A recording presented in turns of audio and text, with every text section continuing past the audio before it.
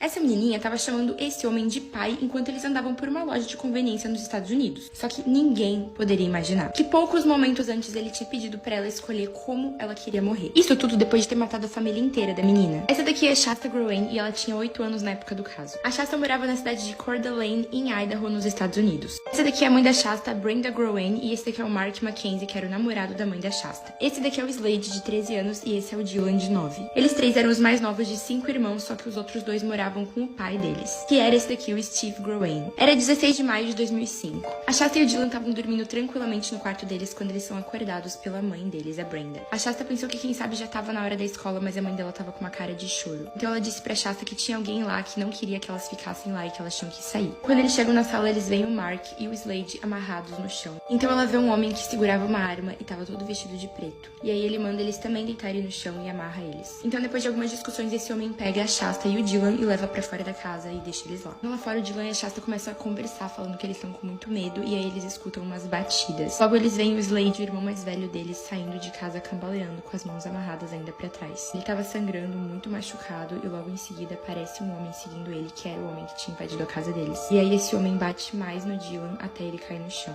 Então esse homem pega o Dylan e a Shasta e começa a andar em direção a um carro. Mas a Shasta olhou pra trás e viu o irmão dela, Slade, que tava olhando diretamente pra ela, e aí ela disse ter visto ele dar o último suspiro. Só que mais tarde, o corpo do Slade foi encontrado junto com o do Mark e da Brenda lá dentro da casa. Não acredita-se que ele conseguiu ainda ficar de pé e voltou pra casa pra ficar com os outros ou pra tentar fazer alguma coisa, mas acabou não resistindo, caiu e morreu. A Shasta e o Dylan foram levados pra dentro de um jeep, onde eles acabaram dormindo depois de um tempo rodando. Quando eles acordaram, eles estavam em uma floresta, onde eles foram levados pra dentro de um acampamento lá no meio da floresta. Eles estavam na Floresta Nacional de Lolo, que ficava em Montana, a uns 240 quilômetros mais ou menos de Coeur d'Alene, que era a cidade onde eles moravam. E lá esse homem disse pros dois que ele se chamava Joe, mas na verdade ele se chamava Duncan, só pra vocês já saberem. E que os dois deveriam chamar ele de pai, papai ou de Jet. Lá naquela floresta, as crianças sofreram vários tipos de torturas e também de abusos.